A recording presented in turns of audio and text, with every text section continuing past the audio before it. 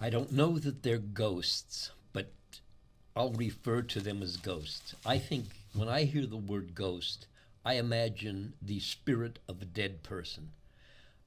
I don't think I believe in that. I lean more toward, I don't think there's spirits of dead people, but there might be. I don't know. And if there were, I wouldn't be surprised. There's a lot of things I don't know. Okay, so whether these are ghosts or apparitions or specters or spirits or poltergeists or phantasms or ghouls or whatever, I don't know. But I'm going to relay some of the experiences I've had, and I've had many, and they're burned into my mind. I went to Australia by myself when I was 16 years old, and the first occurrence that I had with anything supernatural was I could have nearly been 17, or I had just turned 17. I was working on a sheep station. A station is equivalent to a ranch in America. The difference being that a station, well, the stations are fucking huge compared to the ranches in the United States. Okay, my job was to be one of three guys. There was myself and two Aborigines guys that worked on the station also. They were a little bit older than me. Our job was to take 1,500 wethers. A wether is a castrated sheep, same as a steer is a castrated bull cow, beef. A truck was going to come and pick them up, but back in those days, there's no cell phones. Shit, most weren't even in telephones, let alone cell phones. A truck was going to come and pick these wethers up, but when the truck was going to arrive was like anybody's guess, within parameters. So every day we would have to take these 1,500 wethers way out there, and so they could eat, and then bring them back in the late afternoon, get back like just on dark, and leave after breakfast in the morning. We'd have breakfast at the station. The station cook would make us a lunch. They called it dinner in Australia. Lunchtime was dinner time, and dinner time in Australia was tea time. Okay, we would take these sheep out, three of us and three dogs. One of these Aborigine guys had his own dog, and that's common. The guys that work on these stations, they often have their own dogs, and stations always have their own dogs. And the dogs do the work. All we do is follow the dogs and the sheep. Okay, so we have these wethers, and we're on the way to a area that they're going to feed all day. And they're going slow. We're pushing them slow because they're munching along as we move. Dave and I are riding together on the right flank behind the sheep. The other guy is on the left flank, probably 100 yards from us. And we're going along. I can't remember if David and I were talking or whatever. We're just going along at an easy, slow pace. You don't want to push these sheep because they're there to eat, and we don't want to run any beef off of them. Okay. This other guy, forget what his name is, he yelled out, and we both looked at him, and he pointed behind us. And we turned around and looked. And I didn't see anything. I said to David, what's he pointing at? He said, I don't know. I don't see anything.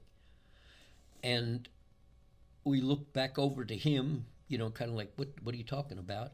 And his dog was behind his horse with its tail between its legs, right up on that horse's heels. And obviously you could see it was scared. And he's pointing behind us. We turned around again. There was nothing there to see. He rode over to us, and he said, when did that big dog start following you? And David said to him, what dog? And I'm kind of flabbergasted. I thought they were fucking with me at first. But, his dog was still scared right behind his horse. And he said, I looked over toward you guys because my dog came. You could see he was scared. And he said there was a big dog right behind your horses. Well, when we turned around like to look twice, if there was a dog there, we would have seen it in an instant. We'd have seen a fucking rabbit if it was right behind our horses. And we didn't see anything. And here's another thing. If a strange dog showed up, those horses immediately would have taken notice of it. They would have eyed it off to see if it's going to be aggressive or what's going on about it. They'd want to learn about it instantly. Is it bad? Is it good? Those horses didn't acknowledge at all that there was a big dog behind us. Okay, that was the first experience I had. And I remember seeing that guy's dog vividly behind his horse. The second thing that happened was the truck came to pick up the sheep, the Weathers. We no longer need the horses because all the rest of the sheep, there's thousands of sheep on the property, but they're way out in sheep country and they're just doing their own sheep thing, okay? So we're not using these horses anymore, so we're going to take these, me and David, the guy, the boss of the station, says, take these horses back to the horse paddock. Okay, so we just bridle up these horses, because we're not going to, the horse paddock is probably a mile away, and we don't want to lug saddles back, so of course we ride these horses bareback, and we just have bridles on them. So we get back to the horse paddock, we open the gate, I rode my horse, David rode his horse and led the other one by the reins. We get to the horse paddock, we open the gate, walk the horses in, I take off the bridle on my horse, pat him on the neck, good boy, pal. I know I'm never going to see that horse again, too bad. I hope I do one day, but what the fuck.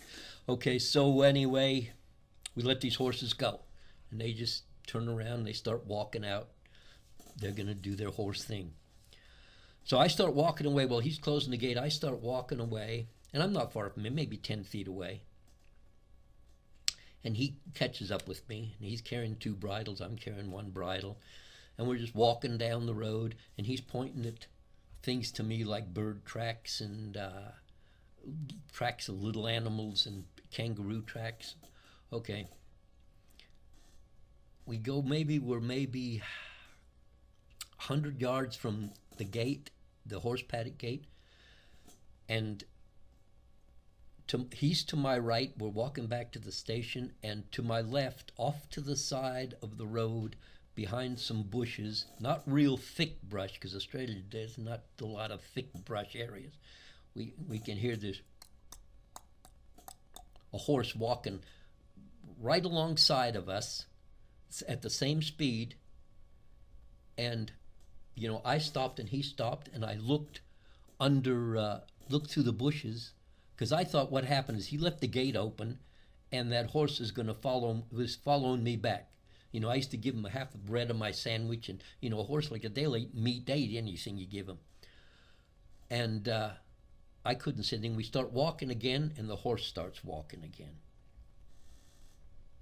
I said, "You sure you locked that gate?" He said, "Yeah, I locked the gate." So I said, "Let's go over there and look." He said, "That's a devil." I said, there's no horse there, and there's no horse tracks. Every time, before we went and looked at it, every time we stopped the sound of the horse, I can't say horse, but the sound of a horse stopped. And this happened to me again at another time that you'll hear about later. But that was a real freaking spooky time. Anyway, there was no horse there. And no tracks. But absolutely the sound of a horse walking, absolutely it was. So, what it was, I don't know. Okay, he said he wanted to go back to his own country, which is like 150 miles north. I said, "I'll go with you." He said, "Okay." The guy on the sheep truck gave us a ride to the main road. He had to turn right to head down toward Perth. We had to go left and head north. And what I had, what I owned, what belonged to me at that particular time were the clothes on my back, a sleeping bag, and a 16-gauge shotgun. Okay, we're sitting on the side of the freaking road, not a lot of traffic, like maybe a car a day or some shit like this, maybe a couple. We couldn't, I'm sure a couple of vehicles went by, but couldn't get a ride. And we're sitting there just waiting, that's all. And we hear this horse across the road, like kind of a half nicker, half whinny,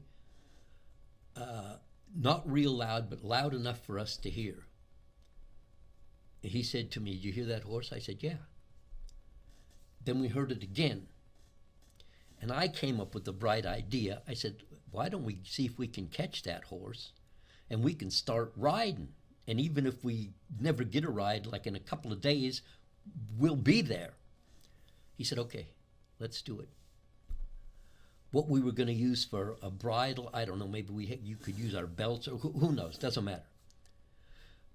So we go out to where we heard the sound of a horse. There's no horse. Okay, when we get to that spot, or close to the vicinity where the sound came from, where we should have seen a horse if it was, because this is not real tall brush, some of it's taller than a horse, but not real thick. We heard it again. When we first heard it, it was due east of us. Now it's to the north, about the same distance away, within 100 yards. We walk out there. No horse. We hear it again.